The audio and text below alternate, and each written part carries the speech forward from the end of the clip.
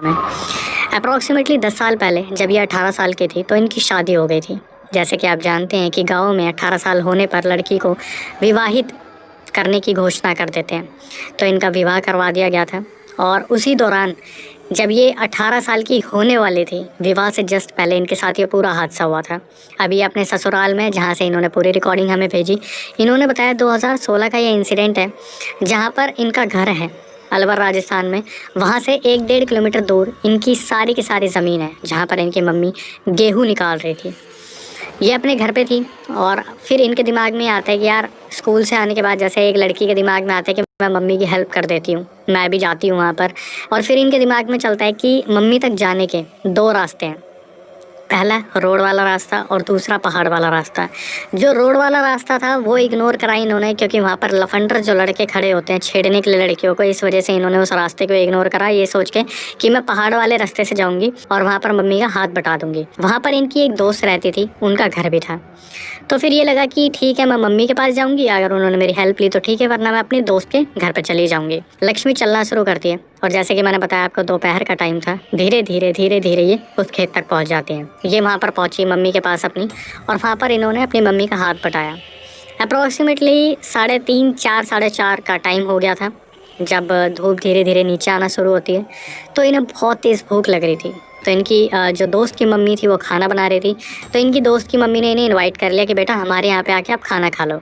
तो इन्होंने बताया कि अक्षय भैया, जैसे आपको पता है कि गांव में खाना क्या होता है, तो वहाँ पर रोटियाँ बन रही थी, उसके ऊपर नूनी घी था, जो सफ़ेद वाला घी होता है, और साथ में छाछ थी। मैंने वहाँ पर अपनी दोस्त के घर पे उस चीज़ को खाया आराम से पेट भर के, और फिर मैं अपनी मम्मी के पास वापस आ गई। थोड़ी देर मैं अपनी दोस्त के साथ बातचीत करती हूँ, खेलती फिरती हूँ। फिर मेरी मम्मी मुझे बोलती है कि बेटा घर चली जा, घर में कोई भी नहीं है। इन्होंने बताया कि मेरी एक छोटी बहन थी, लेकिन वो रिलेटिव्स के पास चली जाती थी। आती मतलब जैसे घर के आसपास के जो लोग होते हैं। जब ये उसी पहाड़ वाले रास्ते से चलती फिरती वापस आने लगी, तो वहाँ पर एक चीले का पेड़ था। वहाँ पर जो पेड़ पड़ा, उसके बाद इन्होंने बताया कि अक्षय भैया, मैंने उस पेड़ को पार करा और मुझे कुछ भी याद नहीं है। एक बहुत ही मिस्टीरियस चीज़, 2026 चल रहा है, इन्होंने इस चीज़ को हाईलाइट करा कि 2016 में उस पेड़ को क्रॉस करते मुझे क्या हुआ, मैं घर कैसे पहुंच गई, मुझे आज तक नहीं पता। मैं फाइंड आउट करने की कोशिश करती हूँ। इन्होंने बताया कि जैसे ही इन्होंने उस पेड़ को पार किया, ये सीधा अपने होश खो दिए इन्होंने, और ये अपने घर पहुँच गई। मम्मी भी शाम को घर आती है, और जैसे आपको पता है कि गांव में उस टाइम पर पानी की सुविधा इस तरीके से हुआ करती थी कि हैंडपंप में जो है पानी भरा जाता था, और भारी भारी जो बर्तन है उनमें पानी लेके आप घर तक आते थे। तो इनकी मम्मी, छोटी बहन और इन्हें लेके पानी भरने गई। अब जो बड़े बड़े बर्तन होते थे, आपको पता है कि सहारे के बिना आप सर पे रख नहीं सकते, लेकिन इनकी मम्मी इस चीज़ को पहली बार ऑब्जर्व करती है कि हैंडपंप से पानी भरा गया, और जो लक्ष्मी थी वो बर्तन को इस तरीके से घुमा के सर पे रख रही थी जैसे उनको किसी के सहारे की ज़रूरत ही नहीं है। लक्ष्मी की मम्मी ने देखा कि लड़की जो है वो बहुत मजबूत हो गई है हमारी, लेकिन ये चीज़ कैसे पॉसिबल हो सकती है। फिर भी इनकी मम्मी ने इस चीज़ को अवॉइड करा कि ठीक है, हो सकता है कि इसके अंदर थोड़ा फुर्ती हो, थोड़ा दम आ गया हो, खाना खाने के बाद थोड़ी एनर्जी आ गई हो। धीरे धीरे इन्होंने ये पानी वाला काम ख़त्म करा। फिर आगे बढ़ते पूरे किस्से में इन्होंने बताया कि अक्षय भाई, अभी तक मैंने अपनी छोटी बहन के बारे में आपको बताया। मेरे एक बड़े भाई है जो नौकरी पर जाते हैं, मेरा एक छोटा भाई है जो छोटी बहन का ध्यान रखता है। तो मान के चलो हम 2 बहनें 2 भाई। बड़े वाला भाई जो है मम्मी के साथ ऊपर छत पे सो रहा था, मैं भी मम्मी के साथ छत पे सो रही थी, और मेरी छोटी वाली बहन और मेरा छोटा वाला भाई वो पापा के साथ सोया करते थे। तो छोटी वाली बहन तो मतलब मान के चलो कि 7-8 साल की थी, तो वो जब सोती थी उसे होश ही नहीं होता था। लेकिन जब उससे बड़ा भाई था, वो अप्रॉक्सीमेटली 12-13 साल का रहा होगा, और मेरी जो उम्र थी उस टाइम पर वो 18 साल की थी, और मेरे बड़े भाई अप्रॉक्सीमेटली 22 साल के रहे होंगे। तो रात को क्या हुआ, सोने से पहले मेरे बड़े भाई ने मुझसे मजाक करना शुरू कर दिया, और वो बहुत मज़े लेता था मेरे से। तो उस टाइम पर जो लक्ष्मी थी वो बहुत चिढ़ गई अपने बड़े वाले भाई से, और उन्होंने क्या करा, बड़े भाई को सुना के बहुत बार सुना दिया, और सुनाने के बाद वो नीचे आके अपने पापा के पास लेट गई। एक्चुअली में उनकी मम्मी को यही लगा था कि ये अपने पापा के पास गई है, लेकिन लक्ष्मी एक अंधेरे कमरे में, जहाँ पर कोई भी नहीं था, उस कमरे में जाके लेट गई। पापा ने इनकी ड्रिंक कर रखी थी, उन्हें पता नहीं था। छोटी बहन छोटा भाई दोनों वहाँ पे सो रहे थे, बड़े वाला भाई मम्मी ऊपर सो रहे थे, और लक्ष्मी इकलौते कमरे में जाके सो गई। तो क्या हुआ, थोड़ी ही देर में लक्ष्मी अचानक से रोने लगती है। तो इनके छोटे वाले भाई की आँख खुलती है, जो 12-13 साल के रहे होंगे। उन्होंने देखा कि लक्ष्मी को हुआ क्या है। एक बार वो रोई, शांत हो गई, फिर दूसरी बार वो रोई, शांत हो गई। जब तीसरी बार वो रोई तो उस टाइम पर इनके जो छोटे वाले भाई थे वो उठते हैं और सीधा मम्मी के पास जाते हैं कि मम्मी लक्ष्मी दीदी ऐसे ऐसे रो रही है, एक बार चल के देखो ना। अब भैया थे वो भी उठे, इनके मम्मी भी उठी और नीचे जाके देखा तो जिस पोजीशन में इन्होंने लक्ष्मी को देखा वो बहुत ही डरावनी थी। एक खाट जिस पे सर जो था वो ज़मीन पर, जो कमर थी वो खाट पर, पैर बिल्कुल सीधे और हाथ जैसे दो पाए होते हैं उन पर रखे हुए, और मुंह से झाग निकलने लग रहा था। तो इनकी मम्मी को लगा कि पता नहीं लड़के का कोई सीन है या बड़े भाई ने शरारत करी जिस वजह से लक्ष्मी ने जहर खा लिया और उनके मुंह से झाग निकल रहे हैं। तो इनकी मम्मी ने रोना चिल्लाना शुरू करा, हाय मेरी बेटी को क्या हुआ, उसने जहर खा लिया, जहर खा लिया। तो इनके सामने वाले घर में इनकी बुआ जी रहा करती थी।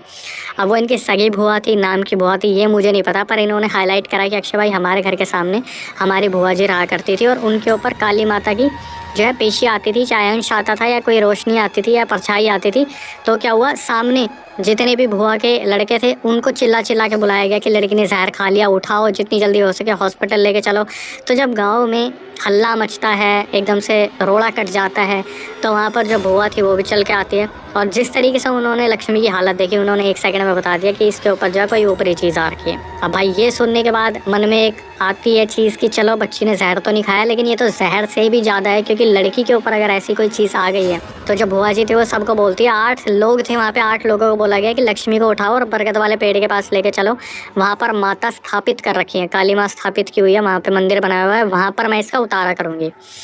अब लक्ष्मी ने जो चीज़ हाईलाइट की, जो उनकी मम्मी उन्हें बताती है कि इन्होंने बताया अक्षय भैया 8 लोग और मेरा वज़न 45 किलो, 8 लोग मुझे उठा नहीं पा रहे, और जैसे उठा रहे हैं धम करके मैं गिर जा रही हूँ ज़मीन पे।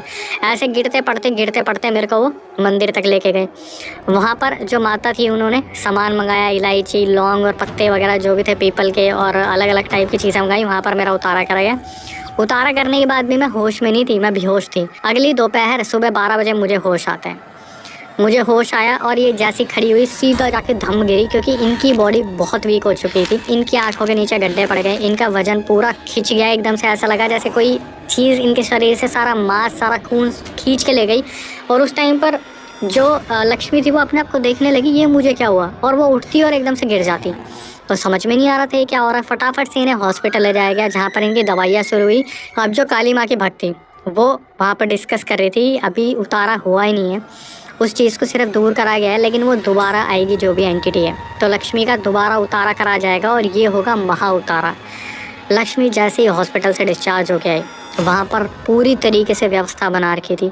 पूरा एक आंगन इस तरीके से लगा रखा था जैसे पता नहीं क्या चीज़ है, कितनी बड़ी चीज़ है, और लक्ष्मी का वहाँ पर उतारा करना शुरू करा। लक्ष्मी उतारे के दौरान वहाँ पर इस तरीके से कर रही थी जैसे पता नहीं उनके अंदर क्या आ रहा है, और वहाँ पर आई एक मेल एंटिटी चिल्ला चिल्ला के, नहीं नहीं नहीं उतार पाएगा मुझे, मैं किसी को नहीं उतारने दूंगा खुद को, मैं इस लड़की को लेके जाऊँगा।